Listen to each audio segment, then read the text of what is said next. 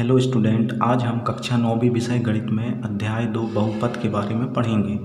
इसमें बहुपद को हम किस प्रकार परिभाषित कर सकते हैं। बहुपद ऐसी संरचना होती है जिसमें 1, 2, 3 या 3 से अधिक पद होते हैं। उन पदों के आधार पर हम उनको 3 प्रकार या 3 से अधिक प्रकार से बांट सकते हैं। जैसे एक पद जिसमें केवल एक ही पद हो, द्विपद, बहुपद जिसमें 2 पद हों, त्रिपद जिसमें 2 से अधिक पद हों, 3 पद हों। इसी प्रकार घात के आधार पर भी हम बहुपद को बांट सकते हैं। जैसे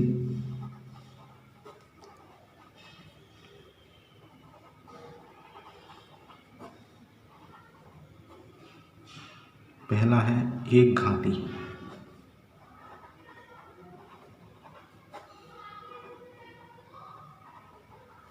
एक घाती बहुपद जैसे x धन 1। द्विघाती बहुपद जैसे p की घात 2 धन p धन 1।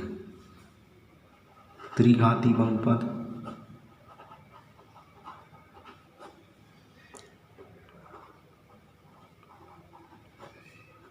जैसे x की घात 3 धन 2x का वर्ग धन 5। तो आगे बढ़ते हुए हम इस अध्याय की विषय वस्तु बहुपद की घात के बारे में भी समझ लेते हैं कि वह किस प्रकार ज्ञात करते हैं बहुपद की घात।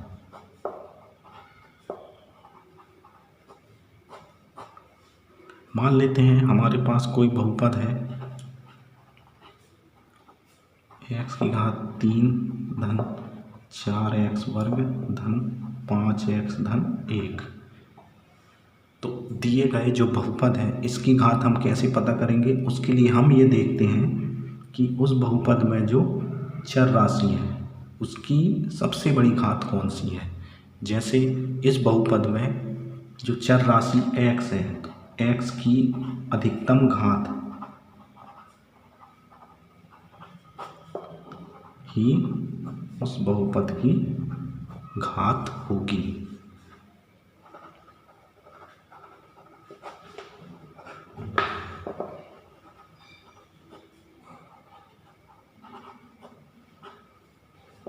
मतलब बहुपद की घात बराबर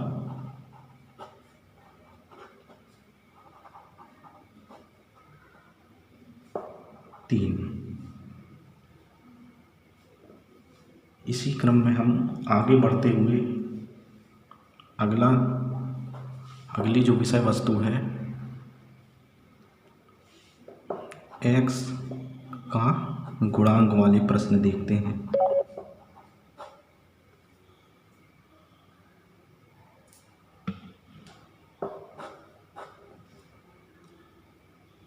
इसके लिए हम प्रश्नावली 2.1 का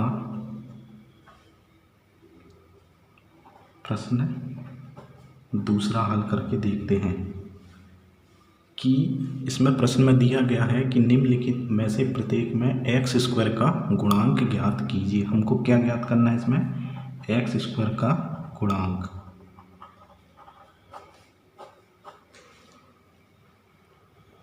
तो पहला सवाल है हमारा 2 धन x का वर्ग धन x। इसका गुणांक हम x स्क्वायर का गुणांक ज्ञात करने के लिए हम क्या करेंगे कि x स्क्वायर का पद देखेंगे कि x स्क्वायर के साथ किस संख्या का गुणा है। तो इस प्रश्न में x स्क्वायर का गुणांक बराबर 1 होगा। कैसे होगा, क्योंकि हम इस बहुपद को तोड़ेंगे तो ये आएगा 2, उसके साथ एक पद है x वर्ग और एक है x। चूँकि तीनों धनात्मक हैं इसलिए इनके आगे चिन्ह दिखाने की आवश्यकता नहीं है। यदि यहाँ पे ऋणात्मक होता तो उनको अलग से हमको दिखाना पड़ता। जैसे अगला प्रश्न है दूसरा, 2 ऋण x का वर्ग धन x की घात 3। तो इस प्रश्न में x स्क्वायर का गुणांक क्या होगा?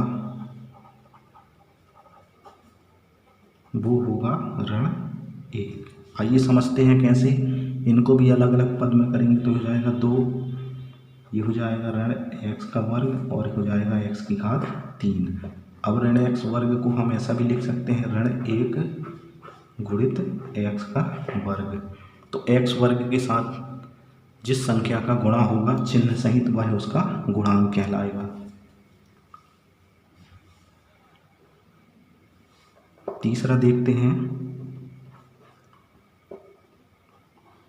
पाई बटे 2 x वर्ग धन x।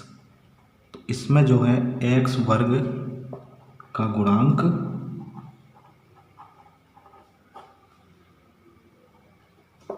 पाई बटे 2 होगा,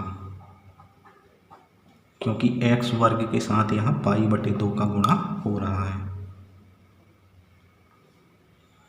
और चौथा प्रश्न देखते हैं, करनी 2x ऋण 1, इसमें x वर्ग का गुणांक। चूंकि यहाँ पे x वर्ग का कोई पद है ही नहीं, इसलिए x वर्ग का गुणांक 0 होगा। इसके बाद अगले प्रश्न में हमको बहुपद में से प्रत्येक बहुपद की घात देखना है। तो इसके लिए पहला जो सवाल है उसकी घात क्या होगी? जो अधिकतम घात हो। जैसे यहाँ पे इसकी घात 3 है, अधिकतम घात, तो उसका मान 3 होगा। यहाँ पे 1 होगा, यहाँ पे भी 1 होगा और यहाँ पे कुछ नहीं है तो 0 होगा। मतलब ये अचर बहुपद कहलाता है। अचर बहुपद की घात 0 होती है, ये हमको ध्यान रखना है।